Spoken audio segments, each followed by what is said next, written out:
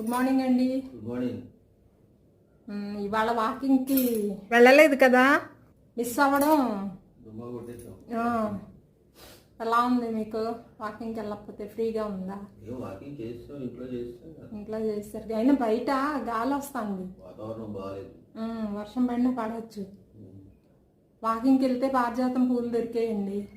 ఏది ఇంకా రావట్లేదు, ఇంకా కొంచెం టైం పడుతుందా? 1 month పడుతుంది. ఇప్పుడే చెట్లు ఇదవుతున్నాయి. కొన్ని చెట్లు ఇంకా ఇదవట్లేదు, ఇంకా రాలేదు. పూత రాలేదా?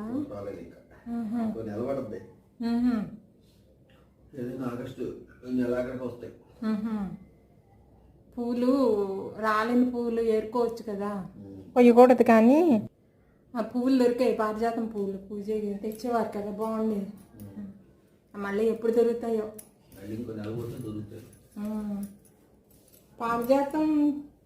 పారిజాతం చెట్టు కోసం శ్రీకృష్ణుడు శ్రీ మహావిష్ణువుతో ఎందుకండి యుద్ధం చేశాడు? శ్రీ మహావిష్ణువుతో యుద్ధం చేయడం కాదు, ఇంద్రుడితోటా? ఈ నరకాసురుడిని సంహరించిన తర్వాత అతిథి కొండలాలు నరకాసురుడు తీసుకొస్తాడు కదా, అవి ఇవ్వడానికి స్వర్గలోకానికి వెళ్తారు. ఎవరికి? ఇంద్రుడు అతిథికి ఇవ్వడానికి. అంటే అతిథి అంత ముందు జన్మలో ఏదో గుర్తు రావట్లేదు, ఫోన్లండి పాపం. అంత ముందు జన్మలో ఆవిడ తల్లి అనమాట. ఎవరికి? శ్రీ మహావిష్ణువుకి తల్లికి. అది మల్టేపి అది నరకాసురుడు బలవంతంగా తీసుకొస్తాడు కవచకొండలా. కవచకొండలాగా ఆవిడకి రిటర్న్ ఇద్దామని వెళ్తారు స్వర్గానికి. అక్కడ సత్యభామ ఈ పారిజాత వృక్షాన్ని చూస్తుంది అనమాట. సత్యభామ కూడా వెళ్ళిందా? కలిసే కదా యుద్ధానికి వెళ్తారు సో ఇద్దరు స్వర్గానికి వెళ్తారు గరుత్మంతుడిని తీసుకుని. గరుత్మంతుడితో కలిపి వెళ్తారు. అప్పుడు అది బాగా నచ్చుద్ది అనమాట. అది ఇమ్మని అడుగుతాడు ఇంద్రుడిని.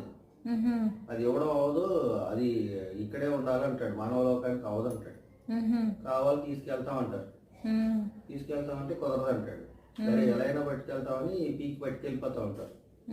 పట్టుకెళ్ళిపోతుంటే ఇంద్రుడు ఎమ్మడబడతాడు అనమాట.